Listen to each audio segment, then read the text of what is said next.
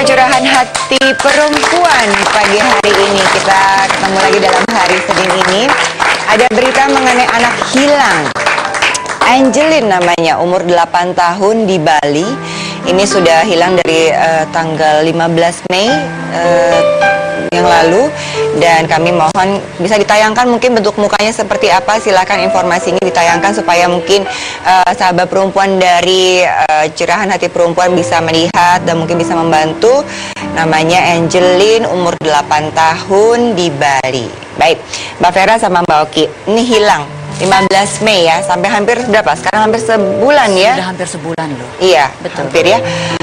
Saya nggak ketemu anak aja sehari 2 hari udah senewan ya. Nggak tahu kabarnya, deg-degan banget, sedih. Rasanya gimana dan nggak tahu apa yang harus dilakukan. Polisi udah nyari, 2 menteri udah membantu.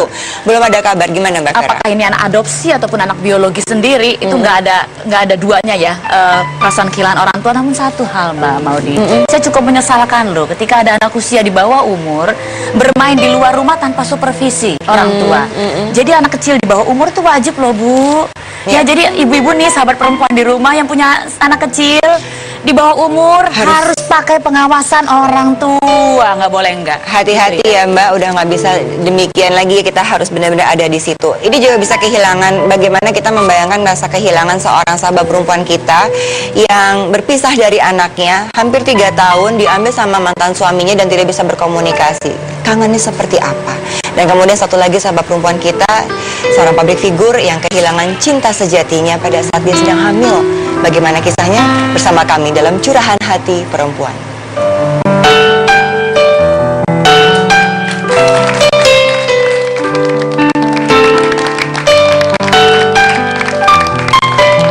Langsung saja kita mengundang sahabat perempuan yang pertama. Di sini ada Vira Basuki. Mbak Vira, bergabung yuk Mbak.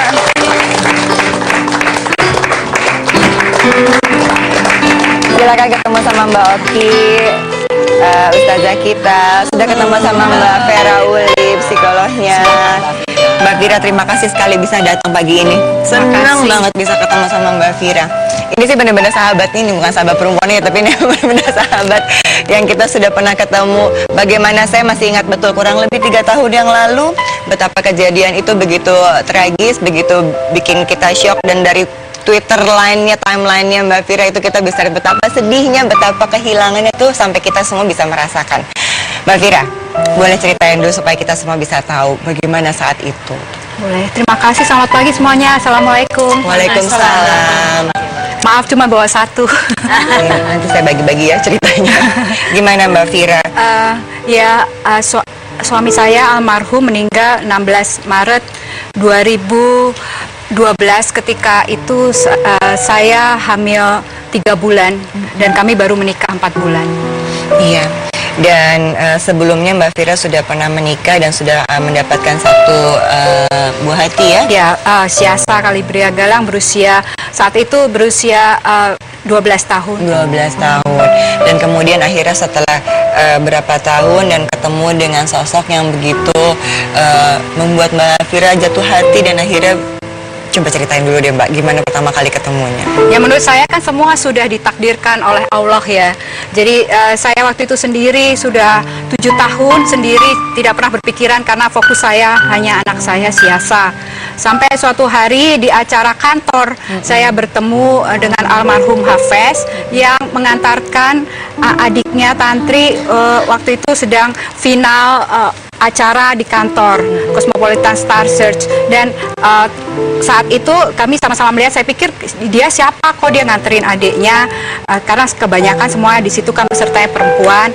Dan dia juga menanyakan itu siapa gitu. Jadi saat itu memang kami saling menanyakan sampai akhirnya kami dijodohkan banyak orang, akhirnya bertemu dan dengan proses yang cepat kami menikah. Memang jatuh cinta ya? Iya, dan dia 11 tahun lebih muda dari saya, belum pernah menikah. Gimana sih Mbak, sosok seperti apa sih almarhum Hafez itu? Hafez itu orangnya baik ya, tapi mungkin kalau ngelihat memang kelihatan keras, tapi sebenarnya hatinya baik. Terus dia selalu yakin dengan keputusannya. Jadi ketika dia melihat saya dan yakin saya dijadikan istrinya tanpa main-main, dia mengatakan itu. Walaupun saya sedikit banyak keraguan karena dia 11 tahun lebih muda dari saya, statusnya dan sebagainya, banyak sekali kendala-kendala. Tapi dia bahkan meyakinkan saya bahwa saya adalah jodohnya, karena akhirnya kami menikah. Dia nggak pakai berpikir-pikir, jadi nggak proses yang lama, nggak nyampe setahun, jadi proses kurang dari 6 bulan kami menikah. Dan itu benar-benar semuanya cepat gitu. 6 bulan kami menikah, 6 bulan penjajakan kami menikah baru 4 bulan, saya hamil 3 bulan, Hafez meninggal dunia. Gitu. Seumur jagung ya Mbak. Syaza gimana? Senang sama Hafez? Iya, dia kan Bapaknya tidak pernah merasakan kehadiran ayah sehari-hari dalam yang nyata gitu. Jadi ketika memiliki ayah, Hafez sebagai sosok ayah, dia sangat senang karena kan dia dimanjakan, dia malah kelewat dimanjain, apa-apa dibeliin dan segala macam. Dan mereka memiliki kesamaan hobi bermusik gitu. Siasakan main piano, main biola dan sebagainya, dan almarhum juga demikian.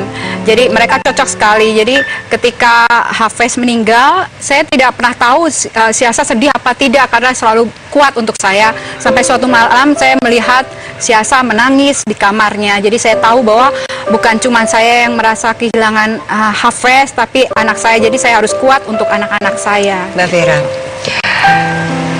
begitu cepat, begitu datang kebahagiaan, penuh cinta, penuh bahagia, dengan waktu yang begitu bak dengan kegiatan kejadian-kejadian yang begitu membahagiakan. Dan ketika pada kejadian itu terakhir, boleh diceritain nggak Mbak, gimana pada saat Hafez harus pergi keluar kota dan saat itu seperti apa? Karena Hafez ini kan baru meniti karir, karena memang lebih muda dari saya, sementara memang mungkin saya karirnya lebih mapan. Jadi Hafez ingin membuat film pertamanya, dan juga ada usaha Hafez di luar kota yang harus dia urusin. Jadi harus ke Yogyakarta. Saat itu harusnya cuma 5 hari gitu, 2 hari kemudian harusnya Hafez pulang. Tapi waktu Selasa pagi teleponan jam 2 pagi, terus malah bercandaan. Lalu saya sholat subuh, habis sholat subuh belum selesai berdoa, kakak ipar saya bilang, jangan kaget ya, Hafez masuk rumah sakit gitu. Saya bilang ya kaget lah, barusan saya ditelepon. Padahal di telepon itu terakhir dia bilang kok badannya nggak enak. Saya bilang mungkin capek, udah tidur aja, udah jam 2 pagi gitu. Terus ya nggak ada yang ngasih tahu kalau Hafez sudah koma. Jadi saya langsung ke Jogja. Di Jogja saya lihat tubuh suami saya udah membujur kaku, koma. Jadi saya benar-benar nggak ninggalin almarhum di rumah sakit. Waktu itu saya hamil, sampai saya pun sholat juga kalau bisa sebelah-sebelahnya almarhum gitu. Jadi sampai Jumat paginya, jadi koma 2 hari. Jumat pagi habis sholat subuh, sebelum sholat subuh saya mimpi kan didatengin kayak sosok berjubah putih gitu yang memberikan saya mobil yang rodanya hilang satu di kemudi, terus diberikan kepada saya. Saya pikir mau diterima enggak, walaupun rodanya 3 tapi masih bisa berjalan gitu. Terus saya terima, terus saya terbangun, terus saya sholat subuh, terus sesudah itu saya wudukan almarhum suami saya, terus saya ketiduran, kira-kira 7:05 ada bunyi tit gitu, terus ya udah saya teriak-teriak, ternyata terus Hafez meninggal. Sakit apa? Sebenarnya nggak sakit kalau dibilang, ya maksudnya sehat walafiat segala macam, berangkatnya juga ketawa-ketawa. Mungkin lahir dengan kelainan, kalau menurut kedokteran ya, penjelasan yang kedokteran sih kelainan pembuluh darah. Jadi pembuluh darah ini bisa pecah sewaktu-waktu, jadi aneurisma. Jadi saat ke Jogja itu pecah. Nggak ada yang tahu, dia juga nggak tahu. Hafez sendiri nggak tahu. Nggak tahu, tapi sebelumnya keluarganya nggak ada. Nggak tahu, tapi sempat ini kan kecelakaan mobil hebat. Terus mobilnya tuh ringsek gepeng gitu, cuman Hafez selamat gitu. Terus orang khawatir, semuanya keluarganya bilang untuk CT scan, tapi Hafez nggak merasa nggak apa-apa. Dia justru ketawa-ketawa, mungkin aku hidup ada ada alasan untuk hidup, dan dia selalu mengatakan alasan aku hidup itu untuk bertemu dan menikah dengan kamu gitu. Jadi dia bilang aku hidup ini harusnya kalau kamu ngelihat mobilnya, dia nunjukin mobilnya ringsek kan, udah nggak bisa diselamatin mobilnya, jadi cuman dijual rongsokan gitu. Jadi dia bilang alasannya untuk bertemu aku. Saya selalu berpikir ini semua adalah takdir Tuhan lah ya, karena habis gitu dengan saya menulis ini, saya pikir untuk terapi saya malah menginspirasi, dan saya nggak pernah tahu jadi film kemarin kan. Jadi semuanya udah digariskan sama Allah lah, jadi saya terima aja, pasti semuanya udah yang terbaik gitu. Kehilangan seseorang yang begitu mencintai membawa kebahagiaan. Bahkan di Twitter terakhirnya aja dituliskan untuk Mbak Vira, makan bubur ayam miss you already Vira. Mbak Vera silahkan. Menarik ya. Sebentar aja. Dan menyedihkan, betul. Ya, ini luar biasa membahas menyedihkan panjang, karena Mbak Vera. tadi ya. Ada beberapa catatan saya buat kasus ini. Yang pertama, ternyata perbedaan usia itu tidak memengaruhi sama sekali terhadap kesejahteraan pernikahan. Yang kedua, ternyata cinta sejati itu diusahakan.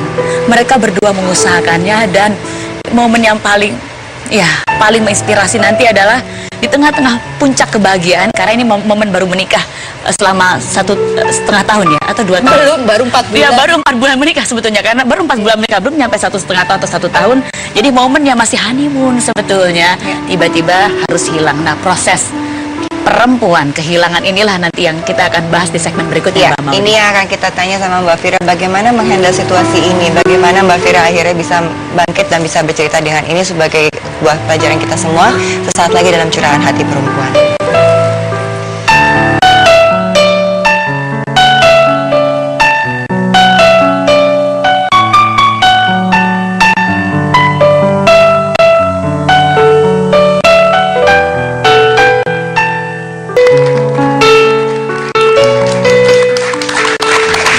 Bersama Vira Basuki di sini yang menceritakan betapa kisah kebahagiaannya di saat puncak kebahagiaan pernikahan, 4 bulan menikah saat sedang hamil dan kemudian kehilangan cinta sejatinya, Pak Hafiz. Butiran air di jendela mobil yang membiaskan cahaya rindu.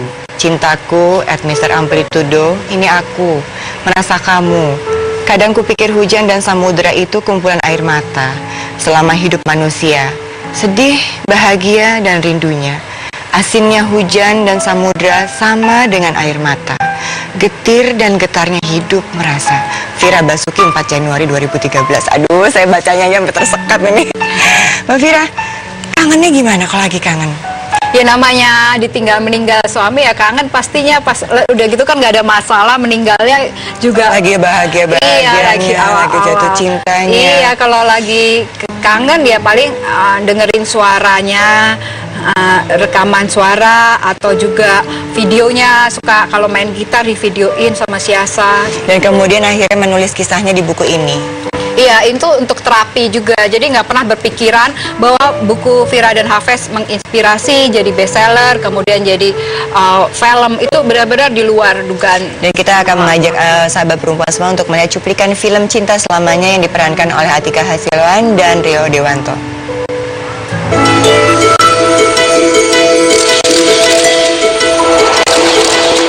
Ada cowok ngajak gue ngedit lagi. Siap.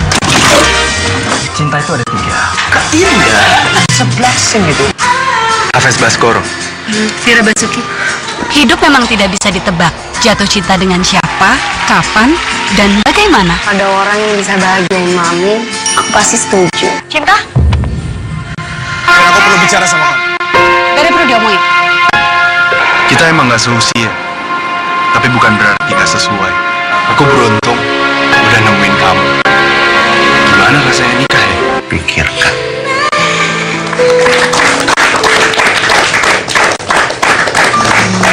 Mbak Vira, baik, setelah kalau tadi kangen, terus tadi Mbak Vira sempat cerita juga, ternyata setelah meninggal pun gimana mau dideketin, orang setiap ketemu masih nangis, setiap ingat masih nangis, setiap ada apapun masih teringat terus. Terus tadi Mbak Vira sempat cerita suka datang dalam mimpi. Iya, menurut saya tuh jalan hidup orang sudah ditentukan oleh Allah. Dulu kan saya meminta untuk merasakan bisa dicintai seorang pria. Ketika itu diberikan oleh Allah, jadi saya nggak boleh protes lagi ketika saya ditinggalkan dengan cepat. dan masih membawa perasaan cinta itu gitu. Jadi saya juga banyak baca-baca buku keagamaan, katanya seorang istri itu jadi kalau pengen bertemu nanti almarhum suaminya jangan menikah lagi gitu. Itu yang katanya disarankan oleh untuk istri-istri para nabi dan sahabatnya. Saya nggak tahu itu benar apa nggak, itu menurut buku-buku. Terus kadang-kadang saya kalau mesti membuat keputusan yang saya berpikir bagaimana ya nanti almarhum Hafiz kalau menanggapi keputusan saya ini. Kadang-kadang kalau saya kurang yakin di mimpi dia suka datang. Misalnya apa waktu itu yang datang? Ya banyak, misalnya ada soal yang remeh-temeh pun, misalnya waktu itu kan almarhum bilang aku pengen lihat rambut kamu panjang, belum pernah lihat rambut panjang. Oke, nanti aku panjangin, tapi dengan kesibukan kok kayak repot banget ya rambut panjang, boleh gak ya dipotong, cuman batin doang. Malam-malam bilang udah potong aja di mimpi gitu. Iya datang. Jadi masih bisa berkomunikasi. Iya berkomunikasi, makanya jadi itulah kuasa Allah ya. Mungkin susah kalau saya terangin ke orang, kalau susah ya saya yang menjalaninya, tapi saya sangat yakin bahwa orang yang meninggal itu bukan akhir dari segalanya, bahwa mereka cuma ada di alam yang masih bisa melihat kita, tapi kita tidak bisa melihat, cuma bisa merasakan dan berkomunikasinya dengan kehendak Allah, mungkin melalui mimpi. Waktu almarhum pergi itu kan Mbak Fira lagi hamil ya? 3 bulan. 3 bulan. Dan sepanjang cerita ini Mbak Fira kan lihat betapa kedukaan yang mendalam. Terus mempengaruhi nggak dengan lahirnya janin yang berikutnya ini, yang bayi yang keduanya ini, anak yang kedua? Kan yang sosok jubah putih itu memberi nama anak saya kan Kiat udah 2 kali, makanya kami memberi nama anak Kiat yang artinya ternyata dalam bahasa Jawa kuat. Saya nggak pernah tahu kenapa anak saya mesti bernama Kuat, sampai akhirnya saya pikir ya waktu di rumah sakit itu saya udah hampir pingsan pegangan tempat tidur, terus akhirnya sampai dikasih tempat duduk karena udah mau pingsan. Terus kedua waktu ambil rapot siasa, saya masih seminggu ditinggal Hafiz, sedih banget, jatuh dari tangga lagi hamil. Saya pikir saya akan keguguran, saya udah nangis-nangis, saya langsung periksa ke dokter, enggak gitu. Jadi anak saya memang secara udah ditakdirkan untuk lahir. Ini cuma cara anak saya Kiat untuk lahir. Jadi Siapa nama lengkapnya Mbak? Kiat Sastra Baskoro. Sekarang usianya 3 tahun. Sekarang usianya 2,5 tahun. 2,5. Laki-laki. Perempuan. Jadi dua-dua perempuan nih. Iya. Mbak Oki, sebelum saya ngobrol sama Mbak Oki ya mengenai yang tadi yang baca-baca buku keagamaan, ini Mbak Okinya sekarang berair mata. Mungkin kita bisa dengarkan juga pengalamannya Rio Dewanto memerankan almarhum Hafiz. Mungkin sudah bisa tersambung. Halo, selamat pagi Rio. Sudah adakah di ujung sana? Bisa ngobrolkah sama kita? Ada Mbak Fira Basuki di sini dan sahabat perempuan di Curahan Hati Perempuan memerankan sosok Hafiz yang begitu penuh cinta. Halo? Halo Rio? Apakah sudah tersambung? Halo? Rio? Ya, sambil menunggu ya, suaranya Rio sudah tersambung belum ya? Halo? Rio? Rio? Gimana dong? Halo? Mbak Oki ya. Iya. Kita sambil menunggu dia tersambung, kita dengarkan dari Mbak Oki dulu. Gimana Mbak Oki? Iya, aduh ini kalau diterusin saya bisa berderai-derai. Dan saya melihat betapa Mbak Fira diberikan ketangguhan dan ketegaran yang luar biasa sama Allah setelah 2,5 tahun melewati itu semua, sangat tegar pada hari ini, mudah-mudahan tegar sampai seterusnya. Tadi Mbak Fira mengatakan bahwa sering bermimpi didatangi oleh Mas Hafiz. Kemudian Mbak Fira juga mengatakan bahwa kalau aku mau ketemu lagi suamiku di surga, maka aku berniat tidak mau menikah lagi. Sebenarnya apa yang disampaikan oleh Mbak Fira itu betul. Sahabat perempuan yang ada di luar sana, yang ada di rumah maupun yang ada di studio, sebenarnya ruh orang yang sudah meninggal itu bisa bertemu dengan ruh kita di mimpi. Karena ketika kita tidur sebenarnya kita mati. Maksudnya apa? Karena Allah mengambil ruh kita, ketika kita bangun Allah kembalikan lagi ruh kita. Sehingga ruh orang mati bisa bertemu dengan ruh orang hidup di dalam mimpi. Kemudian yang kedua, bagi para wanita, sahabat perempuan yang ditinggal oleh orang yang paling kita cintai, salah satunya adalah suami, berstatus sebagai seorang janda, bagaimana menghadapi hal ini? Kita bisa memilih antara 2 tokoh sahabiah, 2 sahabat Nabi. Ada satu sahabat Nabi sahabiah bernama Atikah. Atikah terkenal sebagai istri dari para syuhada. Artinya apa? Atikah menikahi beberapa pria, jadi seperti menikah dengan Abdullah bin Abu Bakar, kemudian syahid, menikah dengan Umar bin Khattab, menikah dengan Zubair bin Awam. Semua yang dinikahi oleh Atikah itu syahid, tapi Atikah menikah lagi, syahid menikah lagi. Kemudian di akhirat kelak, di surga kelak, nanti Atikah akan disuruh memilih oleh Allah siapa di antara para orang-orang yang dinikahi tersebut yang paling bertakwa, yang paling Atikah cintai, yang paling baik. Tapi ada juga kisah seorang janda yang kedua sahabat Nabi bernama Ummu Darda dan Abu Darda. Ummu Darda berdoa kepada Allah dan Ummu Darda mengatakan, ya Allah, Abu Darda ini telah meminangku di dunia, yang suami terbaikku di dunia, maka aku hari ini meminang dia nanti di syurgamu ya Allah. Abu Darda mendengar hal tersebut kemudian mengatakan pada Ummu Darda, kalau begitu nanti kalau suatu hari nanti aku dipanggil Allah terlebih dahulu, engkau jangan menikah lagi. Maka ketika Abu Darda dipanggil oleh Allah, Ummu Darda yang masih muda, cantik, berpendidikan ini menepati janjinya dengan suami, dia tidak menikah lagi dengan siapapun, nanti kelak akan dikumpulkan sama Allah Subhanahu wa taala dengan Abu Darda sang suami di syurganya Allah. Jadi Mbak Fira silakan pilihan sendiri, juga banyak fitnahnya loh, apalagi cantik banyak yang ngegodain. Tapi kalau bertahan untuk sendiri kemudian berharap satu hari nanti bisa bertemu lagi dengan Mas Hafiz, itu menjadi satu pilihan. Itu untuk sekarang saya menyadari bahwa kan doa saya sudah dikabulkan oleh Allah, saya bertemu orang yang mencintai saya. Jadi sekarang saya harus tahu bahwa tugas saya di dunia ini sekarang intinya adalah mengurus anak-anak saya, menjadi anak-anak yang soleha dan berguna dan bermanfaat bagi semuanya. Baik, kita coba lagi untuk menghubungi Rio Dewanto ya. Halo, Rio sudah tersambung. Halo, Rio. Rio bisa dengar suara kita? Rio? Halo. Hai, Rio. Kita ada Mbak Fira Basuki di sini, ada Mbak Vera Uli dan Mbak Oki Stiana Dewi dalam Curahan Hati Perempuan. Tadi kita udah lihat ini Rio, cuplikan film Cinta Selamanya. Gimana sih? Gimana sih perasaannya Rio memerankan tokoh Hafiz? Gini yang kita udah berderai-derai soalnya di sini Rio, silakan. Pertama pasti tanggung jawabnya cukup gede sih buat aku Mbak Mudi, karena ini kan ceritanya juga diangkat dari kisah nyata gitu, dan untuk masak yang sangat lovable, terus jauh berbeda lah sama aku gitu. Dan Masa sih? Kayaknya jauh berbeda sih. Dia sosok yang lucu gitu, emang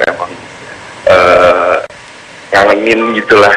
Dan aku lihat waktu aku persiapan sendiri pun juga aku sempat nginep di rumahnya dan melihat dari keluarganya sendiri juga, Hafiz karena anak laki-laki sendiri jadi sangat dekat sama kakak-kakaknya dan adiknya gitu. Rio, setelah memerankan tokoh Mas Hafiz ini ya, ada nilai apa nggak yang kamu dapatkan? Kan biasanya kalau memerankan tokoh sesuatu kayak ada nilai positif yang bisa kita ambil dalam memerankan karakter orang gitu. Rio dapat juga nggak? Lebih ke hubungan aku sama Atika juga kali ya. Kita nggak akan pernah tahu kapan pasangan kita akan pergi. Jadi jangan sering berantem, dan jangan kadang-kadang dulu kalau misalkan kayak berantem terus cuek-cuekan apa, kan kita nggak tahu kalau misalkan tiba-tiba Tuhan ngambil mereka tiba-tiba, kita nggak akan pernah tahu. Iya. Oke, Mbak Fira udah mau disampaikan ke Rio? Halo Rio, apa kabar? Udah lama nggak ketemu. Baik dong, apa kabar Mbak Fira? Iya, thank you. Kapan-kapan aku ngopi di situ ya. Tahu deh. Iya, kita mau main ke rumah. Kita diajak juga dong, jangan ngopi berduaan aja, gimana sih? Sama Atika Gitu ya. Salam Atika. Salam buat Atika, Iya. Rio, sukses Oke, terus buat pokok. filmnya. Salam buat Atika, semoga cinta kalian juga cinta sedalam seperti Mbak Fira dengan Mas Cinta Hafiz. selamanya. Cinta Sejati. selamanya. Terima kasih Rio. Nah, Baik, Mbak Vera. tadi ada pernyataan dari Mas Rio, jangan ada konflik. Hello Mas Rio, ini sebetulnya pemahaman buat perempuan bahwa konflik itu sehat. Ciri hubungan pernikahan yang sehat ada konflik di dalamnya, namun terselesaikan dengan cara-cara penuh cinta. Masalahnya adalah, apakah tadi cinta sejati? Setiap perempuan ketika bertemu dengan pasangan selalu bertanya begini, inikah cinta sejati? Memang cinta tadi belum teruji. Saya pernah mengatakan bahwa siklus cinta itu fall in love, fall out of love karena terlalu banyak konflik. Ketika terselesaikan, fall back in love. Siklus itu akan terus berulang, dan kebetulan tadi momennya adalah lagi fall in love. Hup, drop karena orang yang meninggal. ya, dan proses ternyata menulis buku, ya, menulis bercerita itu adalah momen healing sebetulnya dalam psikologi. Tapi apakah itu cinta sejati? Cinta sejati itu adalah cinta yang diusahakan ketika dua orang ini hanya dipisahkan oleh satu kata, maut. Maut. Baik. Mbak Fira Basuki, terima kasih sekali sudah hadir di sini menginspirasi kita semua mengenai soal hubungan suami istri, betapa kita harus menyayangi, memanfaatkan waktu yang ada, dan kita nggak pernah tahu kapan ada hal ini terjadi. Dan terima kasih bagaimana cara healing dan terapinya dengan menulis. Yang berikut ini kita juga akan menghadirkan sahabat perempuan ya, bagaimana dia mengatasi rasa kangen terhadap anak yang sudah lama tidak bertemu selama 3 tahun. Tetap dalam Curahan Hati Perempuan. Thank you Mbak.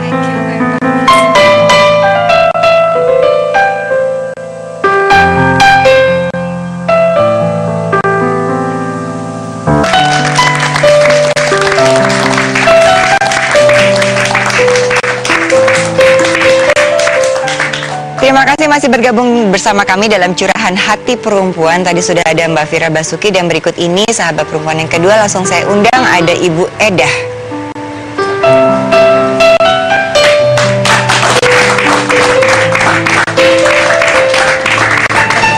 Ibu Edah, belum datang Bu Edahnya? Iya Bu Edah, yuk.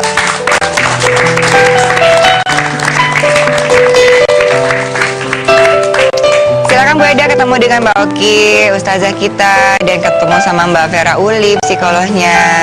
Cantik amat ini. Luar biasa ini, Yuk. sahabat ini. Silakan Bu Edah ngobrol dulu. Bu Edah ini akan menceritakan betapa rasa endahnya, betapa kangennya sama anak-anak. Kenapa bisa berpisah? Karena waktu itu mantan suami melakukan kekerasan dalam rumah tangga.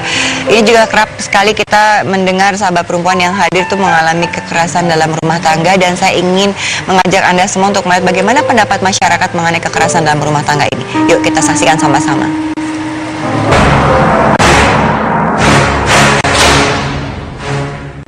Komunikasi,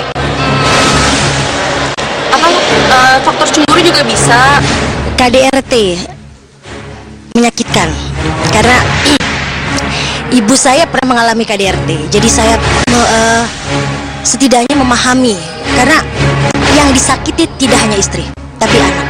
Faktor mental dari pasangannya, mungkin masa lalu yang kurang menyenangkan pada masa kecilnya, faktor ekonomi, kemudian Ya banyak faktor yang menyebabkan KDRT. Namun KDRT yang dilakukan oleh suami mantan suami Mbak Endah saat itu seperti apa, dan kapan pertama kali terjadi waktu itu?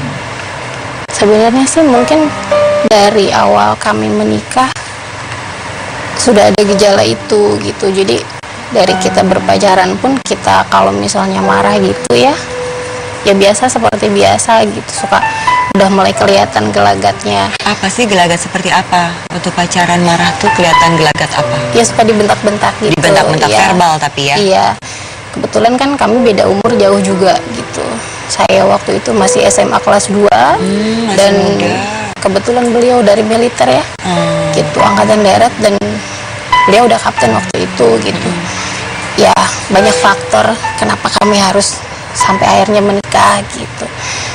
Nah, pada awal kami menikah pun waktu itu saya hampir nggak mau gitu ya waktu itu, tapi ya jadi menikah terus. Akhirnya menikah ya, walaupun dengan tadinya ada keraguan, ya, akhirnya menikah. Dan kemudian saat pernikahan apa yang terjadi? Ya awal-awalnya sih tidak begitu parah yang saya pikirkan, yang saya bayangkan waktu itu tidak akan separah sampai saya harus berpisah gitu. Jadi ya. sudah ada pikiran bahwa nanti ini pas lagi nikah kayaknya akan ada gelagat, kekerasan gitu. Iya, tapi saya hanya terus berdoa, ya Allah mudah-mudahan ada perubahan. Dan ketika saya cerita sama orang tua, ngelihat ekspresi orang tua kayaknya sedih ya ngelihat saya cerita. Akhirnya selama dari 2001 saya menikah sampai 2007, orang tua tidak pernah tahu apa penyebab saya bercerai. Sampai orang tua melihat sendiri kejadian di rumah. Ketika sudah bercerai kami pisah, baru ikrar talak saja waktu itu, karena kita harus bercerai secara militer kan ya, itu yang susah gitu. Akhirnya saya memutuskan untuk dalam kondisi hamil 2 bulan anak kedua. Itu saya dirawat. Beliau waktu itu ada kesempatan saya pulang karena beliau dinas di Papua kan ya. Saya ikut ke sana. Ada kesempatan pulang itu kalau misalnya beliau ada tugas ke Jawa atau misalnya Jadi pas kebetulan pulang, waktu itu tes, kemudian? ya saya ikut pulang. Suami bilang jangan bawa baju banyak-banyak, nanti di sana juga cuma 3 bulan. Oh iya, saya bawa baju sedikit karena saya tidak mau dicurigai apa yang saya bawa, padahal saya dari sana sudah niat pengen pulang. Oh, ini mau kabur nih Ya, ceritanya. saya udah nggak kuat gitu. Itu dalam kondisi hamil 2 bulan. Sebelum kita besoknya berangkat, beliau berangkat duluan kan ya. Beliau berangkat duluan, malamnya kita berantem. Saya dipukulin, saya ditendang waktu hamil 2 bulan gitu. Waktu dibiak itu, beliau berangkat duluan. Besoknya beliau berangkat, saya masuk rumah sakit dirawat. Jadi nggak bisa pulang, nggak jadi pulang. Tapi saya nyusul pulang setelah hari ini saya keluar rumah sakit. Kebetulan dapat flight sore dari pihak saya, langsung pulang gitu. Sampai sini kan malam gitu ya.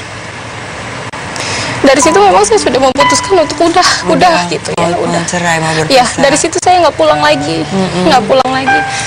Dan suami itu, mantan itu, saya juga nggak ngerti kesalahan saya separah apa sampai dia harus mukulin saya gitu waktu itu ya. Dipukulnya seperti apa sih, Bu? Sampai ini pernah patah. Tulangnya patah Iya. gitu? Iya. Terus di sini sampai biru-biru ya. Tapi dia tuh kayak, ya Allah, kayak nggak sadar kalau mukulin saya tuh, dia kayak nggak sadar, dia kayak di luar kendali gitu, di luar kesadaran dia. Ketika beliau sadar, saya diusap-usapin gitu. Minta maaf. Iya, terus dia bilang sama abang nggak diapa-apain, cuma dicubit aja, kata dia gitu. Selalu kalau saya ngomong ke orang tua alasannya nggak mau nggak mau balik gitu, nggak mau balik lagi, nggak mau ikut lagi. Setelah anak lahir, kata mama coba ikut lagi, kata mama, karena kan udah ada anak 2 ya, siapa tahu mau berubah gitu. Saya ikut lagi, ternyata saya hanya bertahan 3 bulan ikut beliau itu. Bertahan 3 bulan, saya memutuskan untuk pulang lagi. Dan dari situ anak-anak sempat ikut saya setahun sambil saya nunggu proses cerai negara gitu ya, cerai di pengadilan. Beliau datang sampai anak saya yang paling besar itu, karena pernah datang kan waktu mau ngambil anak yang kecil, waktu saya mau ikut waktu itu 6 bulan, jadi dari hamil 2 bulan ketemu Udah 6 6 bulan bayi lahir gitu. Nah, saat itu saya sempat dipukulin di depan anak yang paling besar. Begitu. Waktu itu anaknya iya, usia berapa? Lihat ibunya 2 tahun setengah. dipukul-pukul. 2 tahun setengah. Udah mengerti ya? Setahun kemudian Baik. kan ayahnya datang tuh yang waktu ngambil anak-anak itu. Anak saya udah wanti-wanti. Yang paling besar itu, Teteh, kenapa ngelamun aja, kan ayahnya mau pulang. Saya bilang begitu, karena masih suka komunikasi kan sama ayah. Baik. Kan ayahnya mau pulang. Bunda, ayah mau pulang ya, sambil ekspresi sedih. Iya, Teteh kenapa cemberut aja? Bunda, Teteh takut katanya. Kalau ayah mau pulang, Bunda sembunyi aja. Nanti Bunda dipukul-pukul lagi. Bunda ngumpet aja, saya disuruh ngumpet sama anak yang paling kecil. Sementara dia baru 22 tahun setengah, ketemu ayahnya dia udah 3 tahun setengah, tapi dia masih ingat kejadian itu. Baik, nanti kita akan dengarkan lagi cerita selanjutnya bagaimana seorang anak aja bisa menasehati ibunya untuk bisa berlindung dari kekerasan-kekerasan seperti ini. Saya akan tanya pendapatnya Mbak Ferry dan tentu saja Mbak Oki. Setelah yang satu ini jangan kemana-mana dalam Curahan Hati Perempuan.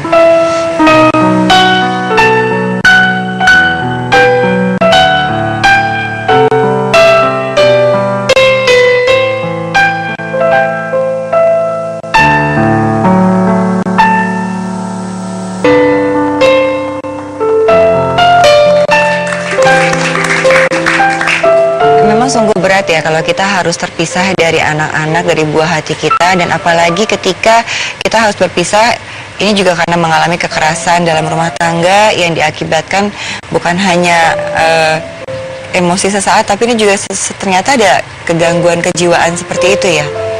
Itu informasi terakhir dari informasi yang didapatkan dari sana, suami, ya? dari tempat kerja suami seperti itu. Dan akhirnya setelah 9 tahun membina rumah tangga, ibu memutuskan untuk berpisah dan pengadilan memutuskan bahwa anak-anak seharusnya Sama ikut saya. sama ibu, tapi anak-anak diambil sama mantan suami dan dibawa pindah keluar pulau ya Bu ya. Dan diambilnya sebelum keputusan pengadilan gitu. Sebelum keputusan diambil. Jadi keputusan pengadilannya kan lama ya. Anak-anak udah diambil sekitar hampir mau 1,5 tahun. Lama ya. Iya. Karena antar pulau jadi jauh gitu. Baik. Dan sampai saat ini ibu tidak bisa berkomunikasi atau awalnya bisa berkomunikasi? Awalnya masih bisa, beliau masih berkenan untuk ngasih nomor telepon anak-anak ke saya. Saya kadang menghubungi beliau lewat Facebook ya gitu, minta nomor anak-anak gitu, tolong angkat nomor telepon atau tolong angkat handphone, saya pengen telepon, kangen sama anak-anak, udah telepon aja langsung sama anaknya, ya udah minta nomornya gitu. Waktu itu kita masih SMS-an, beliau masih Bisa mau ngobrol sama anak-anak ibu? Iya, masih. Anak gimana waktu kalau ibu telepon anak-anak? Teteh kan tadi kayaknya dekat sekali ya sama Iya. ibu ya? Ya, jadi saya masih bisa komunikasi sama anak waktu itu. Waktu masih bisa, saya suka tanya, Teteh suka kangen nggak sama Bunda gitu? Iya, Teteh kangen katanya. Teteh inget nggak sama Bunda? Inget. Bunda orang mana gitu? Masih dia sebutin. Terus di rumah ada siapa aja? Dia sebutin satu-satu gitu. Dia masih inget. Terus yang terakhir yang itu komunikasi terakhir yang saya lakukan sama anak. Anak saya bilang, Bunda, Teteh kangen terus sama Bunda katanya. Teteh pengen pulang. Teteh kalau kangen sama Bunda, Teteh pelukin baju Bunda yang di sini. Kalau kangen sama Bunda, Teteh peluk bajunya Bunda yang ada di sana. Terus kalau Bunda kangen sama Teteh, Bunda pelukin aja baju Teteh sama baju Ade. Dia selalu bilang begitu. Itu terakhir Teteh bilang gitu. Kehidupan anak-anak di sana baik-baik aja atau terkena kekerasan juga? Ibu bisa dapat tahu kondisi anak-anak nggak di sana? Kalau ke anak, insya Allah saya percaya dia tuh sayang banget gitu ya. Insya Allah anak enggak, saya yakin itu dia nggak akan berani sama anaknya. Tapi yang saya khawatirkan kondisi kejiwaan anak saya. Terus ada beberapa temen yang bilang, saya itu waktu itu masih komunikasi sama tetangga. Saya minta nomor tetangga. Jadi saya Bisa dapat kabar. mengaku orang lain telepon sama anak Apa saya. katanya Bu? Katanya belajar nyetrika, Belajar nyetrika. belajar nyuci, ngurusin adeknya yang masih kecil. Nggak sekolah. Waktu itu umurnya udah 7 tahun, udah usia sekolah tapi belum sekolah. Tapi katanya kabar terakhir sekarang udah Baik. sekolah. Baik, Mbak Oki silakan Mbak Oki. Ini memang kekerasan dalam rumah tangga kita sering bahas. Berpisahnya ibu dan anak juga kita sering bahas. Namun dalam kondisi seperti ini, Bu Endah sulit sekali mendapatkan akses untuk ke keluarga ini bagaimana ya? Ya, kalau kita flashback ke belakang, tadi walaupun tidak diceritakan secara detail kenapa ibu pada akhirnya menikah dengan bapak tersebut, ini pembelajaran untuk kita semua, para sahabat perempuan, tidak ada pernikahan dengan paksaan. Pernikahan itu atas dasar suka dengan suka, tertarik dengan tertarik. Pernikahan itu dengan dasar tujuannya adalah ibadah, membentuk keluarga yang sakinah, mawadah, warahmah. Itu tujuan nikah yang benar. Itu hukum nikah yang diperbenarkan seperti itu. Lain daripada itu, hukum nikahnya bisa bermacam-macam. Hukum nikah bisa menjadi haram, hukum nikah bisa menjadi mubah, sunnah, dan yang lain-lain. Jadi pastikan di dalam pernikahan itu memang tidak ada dijodohkan dengan alasan paksaan atau apapun itu. Hindari perbuatan-perbuatan seperti itu, khawatir kedepannya nanti menjalankan rumah tangganya tidak dengan nyaman satu sama lain. Kalau pernikahan itu memang laki-laki imam, memang perempuan makmum, tapi adanya saling menghormati satu sama lain, bukan yang suami lebih tinggi dan kita benar-benar sangat patuh dan hormat sekali. Memang iya, cuman laki-laki yang baik menghormati istri yang baik patuh terhadap suami, adanya egaliter gitu ya, adanya saling menghormati, persamaan satu sama lain, keseimbangan. Nah, ketika menjalankan kehidupan rumah tangga ada KDRT tentu dengan alasan-alasan tertentu, pasti ada ketika ada api ada asap, pastilah ada api, pasti ada asap gitu ya, ada penyebabnya. Ketika seseorang membuat KDRT pasti ada penyebabnya yang tanpa kita sadari mungkin. Dan sekarang kita lihat bagaimana kisah ibu dipisahkan dengan anak. Memang langkah terbaik adalah untuk anak-anak di bawah umur, memang Apalagi di pengadilan sudah diputuskan bahwa anak ibu bersama ibu. Ibu datang ke sana tidak mungkin seorang diri karena pasti nanti akan dipukuli lagi Takut. karena ibu juga takut. Sehingga ibu kan sudah tahu alamat beliau dari tetangga-tetangga itu kan, Bu. Sehingga ibu bisa datang ke sana dengan beberapa orang yang ibu bawa dari sini untuk melindungi ibu dengan saudara-saudara ibu dari pihak laki-laki ya, Bu ya. Kan ada KPAI. Dan ibu bisa ke KPAI juga. Jadi minta bantuan dengan tidak ibu sendiri. Begitu. Nanti kita akan minta pendapat Mbak Vera setelah jeda berikut ini, masih bersama kami dalam Curahan Hati Perempuan.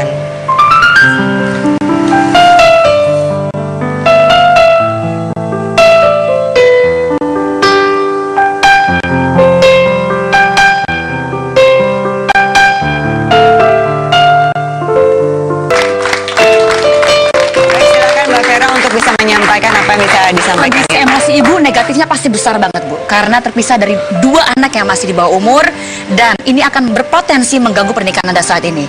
Anda wajib dan kudu harus psikoterapi, karena tadi Mbak Maudi ada unfinished business dalam pernikahan yang kedua ini. Dari pernikahan yang pertama sisanya berupa apa unfinished businessnya? Perceraian, itu yang pertama. Yang kedua, berpisah dari anak. Kemudian kondisi berpisah dari anak adalah ketika suami yang saya perkirakan adalah punya gangguan kepribadian berupa borderline personality, karena tadi emosinya tantrum, suka ditinggikan, itu yang pertama. Kemudian ibunya udah pergi karena mereka berpisah, anaknya di sini di bawah umur yang bisa breaking, hancur di bawah kalau segera Anda tidak ambil. Dan ini sebetulnya unfinished business tadi saya katakan. Silakan Mbak Ibu Enda bicara kepada anak-anak, kepada yang suami sekarang juga apa yang disampaikan. Wah teteh sama adek, Bunda sayang banget dimanapun kalian berada. Bunda cuma selalu berdoa mudah-mudahan Allah melindungi kalian. Terus buat suami, ayah maafin Bunda. Happy anniversary kemarin Bunda marah-marah. Bunda lupa, maaf. Diusahakan ambil anaknya lo ya. Habis ini begitu baik. Maudi. Kita kalau misalnya tadi seperti yang disampaikan sama Mbak Oki, mungkin bisa dibantu dengan mungkin Komisi Perlindungan Anak atau apapun yang bisa dibantu. Jadi selesai semua satu-satu ya. Mbak Vera terima kasih sekali sudah datang waktunya dan semua ceritanya. Mbak Vera terima kasih, Mbak Oki juga, ibu-ibu semua terima kasih, dan sahabat perempuan. Saya ngembang matanya. Kita akan ketemu lagi dengan Curahan Hati Perempuan besok pagi ya. Jangan kemana-mana. Kita akan ketemu dengan kisah-kisah di sahabat perempuan. Wassalamualaikum warahmatullahi wabarakatuh.